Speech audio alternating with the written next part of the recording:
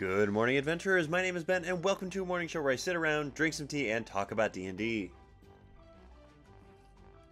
So, first up for D&D today, I was informed by one of my frequent listeners/watchers that I need to change up the mugs I'm using, even though I have like a very set amount of mugs, and I don't have that anymore. And I've never used this one on here before because it's obnoxious, but I, figured why not. So I have my best teacher ever mug that is actually the size of like 3 mugs. It's enormous. This is it next to my head. It is genuinely the size of my face. So, it's a little big, but it holds a lot of stuff. Inside of it, we have some unplugged tea from Econ Tea, because it's the end of the day. Why not? Oh, I should mention, my mom got me this. That feels important for me to just put out there and mention. She got me this when I became a teacher, and I think it's adorable and funny. Yeah, that's the end of that story.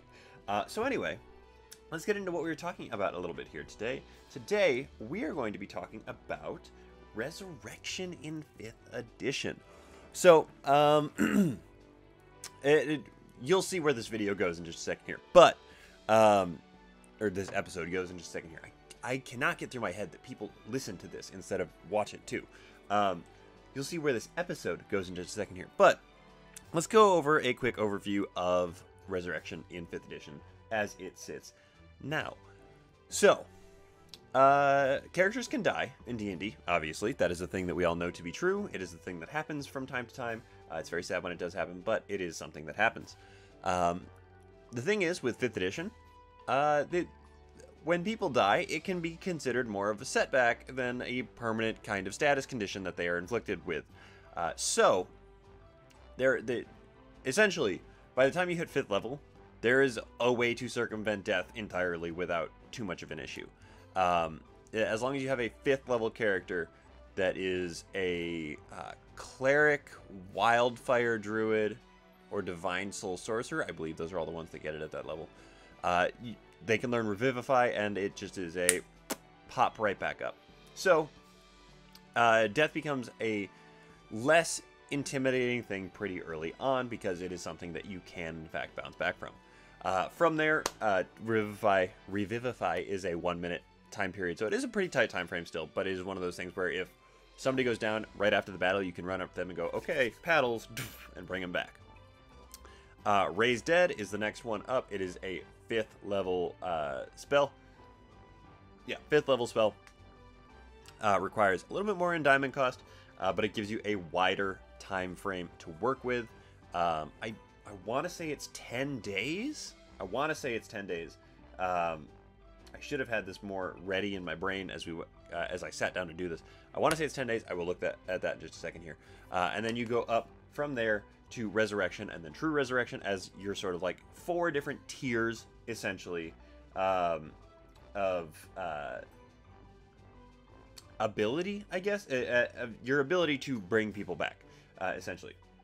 Yeah, Raise Dead is 10 days, and then Resurrection and True Resurrection are... It doesn't matter at that point, really. Like, if you are waiting that long, you are missing something. And there are ways to sort of, like, elongate that time frame. Most specifically, Gentle Repose is the way to elongate that time frame, because as you go ahead and you do that, like, you put Gentle Repose onto things, it sort of, like, helps preserve everything. And depending on the way you read it, it can actually, like, freeze the state of the body. It's a whole thing. But the point of me saying all that is that these resurrection spells are a guaranteed pop back to the way you are kind of deal. Granted, Raise Dead and Resurrection, both, I will say, require you to undergo a pretty severe penalty to all of your stuff, attack rolls, saving, any rolls that you make. It has a penalty that goes with it for the taxation of being dead. Revivify, and I am pretty sure True Resurrection don't have that tax. I would be kind of surprised if True Resurrection really did, because it is a 9th level spell. Not the point. So they don't have that tax associated with them. But the point being that even with that tax on it, you are still being brought back from the dead. Pretty straightforward. It is just the cost of the spell slot. Wipe your hands of it, be done. When you get 5th level spells at level 9, and you have the ability to cast Raise Dead, essentially, if somebody dies and you're a cleric, you can just wait till the next day to bring him back. Like, it becomes a non-issue for the most part if you have somebody in your party who has the ability to do things like that. Now, getting into some of the revised rules for Resurrection, which is what I actually want to talk about. Most specifically, I want to talk about Matt Mercer's rules for Resurrection, but I am going to pause real quick on Brian Murphy's rules for Resurrection because I do like those as well. So, let's start with Murph, and then we'll go to Matt's. Because I use the revised Resurrection rules, or a version of them, in my home games, because I think they are much better than the actual Resurrection rules in the 5th edition books. Not to say that those are bad, it's just, it makes it more interesting, and it really sort of furthers the roleplay idea behind it. So with Murph, essentially, if your character dies, and you are brought back to life, you have one of these spells cast on you. Most specifically has been Revivify for them. You immediately go ahead and you make your death saving throws. Again, I believe with advantage, which means that you go ahead and you reroll all of your death saves. It is not a sure thing that you come back, but it is a pretty good chance that you will come back. If you fail them, I have to assume that you die outright then. And so it's one of those things where, like, you got a good shot of making it back, but there is the chance that you're not going to. And mathematically, the way that shakes out is that if you are rolling a 5 or higher, technically, because advantage shakes out to be a +5 modifier to your roll, if you're rolling 5s or higher, you're pretty good. That is not how that works, obviously, like in practice necessarily, but that's how the math shakes out for that one. So I do like that. I like the idea that it is not a sure thing. I think that is a great concept to start with and build off of. But I do wish that Murph went a little bit further with it, which is where we come to Matt's rules. Matt's rules are the ones that I was first introduced to. Honestly, I did not encounter player death. I had obviously read the book at that point and knew about the ways that they could be brought back, but I was not familiar enough with player death until I had watched Critical Role in order to, like, actually put those into play and effect. So let's go over Matt's rules really quick, at least the version of the rules that I use, or the version that I have adopted for my games. Every single, and I do think they are an adapted version, or they are an old version of his. I'll say that. Every single PC has a death DC, or a revive DC, I guess, of 10. Set at 10 across the board. That DC is adjusted as you go here. Every single time that you die, that DC is raised by 1 to, I believe the way that he put it is to represent the, like, strain on the soul, essentially, like the fraying of the spirit, the fact that it's been ripped out of this body more than once. So every time you die, the DC goes up by 1. And that DC is utilized in checks to actually revive the creature. So he does not have the guarantee that they have in the Raise Dead sort of thing. Now, the biggest part where I think that mine might be different than his, I'm not positive, is that I take that DC, and if there is a character trying to use Revivify on a dead player character, then you will go ahead and you will make a spellcasting ability check. So usually wisdom, but on occasion it can be like intelligence or something else. So you will go ahead and you will roll a d20 and add whatever your spellcasting ability modifier is. And if you do not meet or beat the DC in that moment, then that player character cannot be revived with outside of a full-blown resurrection ritual. I don't know if he has the resurrection or that role as part of it necessarily, and I don't know how he sets the DC if he does have it as part of that. I think it's the same, but it might not be. So the resurrection ritual is where we come to next, the part that it requires the more of the actual interaction and more explanation. So in a spell like Raise Dead, resurrection, true resurrection, it all takes 1 hour, whereas revivify is an action. So these hour-long spells take an hour, obviously, and they're all the higher level ones. So the way that he has it set up is that you go ahead and you begin to cast the spell using the dead creature as part of like the ritual for it. And so as you do that, other people in the party have the ability to contribute something to this ritual.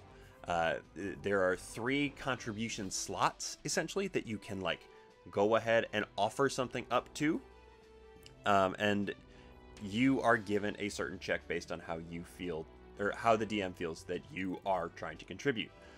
So if you are, say, someone who you are trying to bring back the druid, we'll say, and the ranger comes up and is laying out this extensive memory of nature, or has some like piece of their home that is based around the nature that is there, and they're presenting it to them. They're like trying to get trying to essentially reach out to the soul and remind them of this thing that's great on this planet for them to come back to. Give them that thing, and the DM will give you either, in my mind, that would either be a survival or a nature check, depending on which way they decided to go with it. And so from there, the player would go ahead and make the corresponding check, and the DM will have set the DC in their head for it as they go ahead and roll. Following the roll, the DM will adjust the revive DC accordingly. So if this is the first time a player character has died, they are set at 10. If it is a success, like if the check is a success, then the DC is lowered by 3. If it is a failure, the DC is raised by 1. And so there are 3 opportunities for these checks within this resurrection ritual, culminating in a final roll. So you have the ability to lower the DC by up to 9, which is a lot. And if it's the first time something has died, you exclusively roll a 1 to have them not come back. So from there, the DC, or the DM, not the DC, the DM makes 1 single straight roll of a D20, just a flat roll that is whatever the number comes out to be. And if they meet or beat the DC, that PC comes back. If they do not, then that PC is dead permanently. And you move on from there. I just looked over there and grabbed something because this is a die that my players gave me, and I have only ever rolled it on that final roll for their characters' lives. It was maybe a mistake that they got it for me, but I think it's a lot of fun. So, anyway, I use those rules at my table. The other thing to consider is if the player character doesn't want their character to come, like if they don't believe that the ritual has been convincing enough, or their character doesn't want to come back from death in this way, they can essentially opt out. The resurrection ritual continues as normal. I have it so that my players will text me if they do not want to come back. If they do want to come back, or I assume that they want to come back unless they specifically tell me that they don't want to come back from a ritual in this way. At which point you go through the resurrection ritual and you essentially get to the end of it and you say, you roll, you do everything, and then you're like, well, the spirit just is gone. It is left. It has progressed onto the afterlife at whatever it is. And so it doesn't feel like, the player has opted out of that character necessarily, but it feels like the game has told the rest of the party that this player character is done. And I think that is a really cool thing. It's a really powerful moment. It's a really good storytelling technique. If you have not watched any of Critical Role, definitely go check it out, because there are some heart-wrenching revivals in it, and they are phenomenal and amazing. It is a time and place for player characters to really dig into emotions in their characters, especially if that is not something that has been presented up to this point for a lot of different things. And so I highly recommend you giving it a shot in your games, because let me tell you, I have never seen a more like panicked, like solemn, somber kind of group than the first time I killed a player character and they had to take that individual across the country to be revived because it was their cleric that had gone down. People were freaking out when it got to the ritual. Everybody kind of froze and was like, oh my god, we have to actually, like, we have to do this now. And that is part of the thing that I think makes it a really, really great rule set, is it then puts the ball back in the players' courts to actually try and make something happen. And it can happen without them, but if they do a particularly good job, then you have the ability to affect the outcome of this in a really, really positive way. That -3 to the DC is massive. That is huge. And if you fail, it's only a +1 to the DC, which sucks a lot, but it is not like a severe punishment to the player characters for simply rolling poorly, or not meeting the DC that you would set in your head. And you can award advantage or disadvantage or whatever as you go through. Typically, if player characters try to, or if players try to double up on different skill checks, like if there are 2 people that decide to try and use persuasion for something because of the way that they're going about what they're doing, then the second one is either given a higher DC or disadvantage or something like that. Or, you know, you let them know as they're going, like, hey, this is going to be another persuasion check. Are you sure you want to keep doing this? It's going to be either disadvantage or a higher DC. You can, like, shift and try and do something else if you want to. But it forces the players to, like, dig deep, really figure out what's going on with their player or with their characters, and engage in such a way that is just really, really, really cool, and I really, really like it. So yeah, alternative resurrection rules, because resurrection in D&D, it is what it is. If you are not into the big, like, massive roleplay spectacle of it, then hey, regular resurrection rules, more power to you. I don't blame you at all, honestly. But I really enjoy the resurrection rituals because it is like, it's something that people get invested in, like really, really invested in. So that's everything I have to talk to you guys about on that. Let's talk about shows that are happening today. It is Tuesday, which means that we have a decent-sized list of shows for you guys to check out. We have Diary of a Dragon Pit, Star Wars First Resistance, Dungeons and Daddies, Bombarded, Heck of a D&D, Glass Cannon, and The Queer Questers. Please go check them out, guys, and please let them know that I sent you, because honestly, again, it will be funny on the day that somebody tells me, hey, did you really send these people to see me? Yeah. That's it. That's everything I have there. So, go check them out.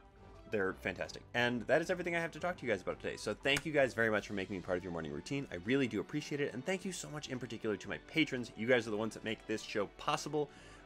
If you are interested in becoming a patron, go check out the link in the description of this episode. And if you are one of my patrons, make sure you guys are suggesting shows and voting for this week's episode on Friday.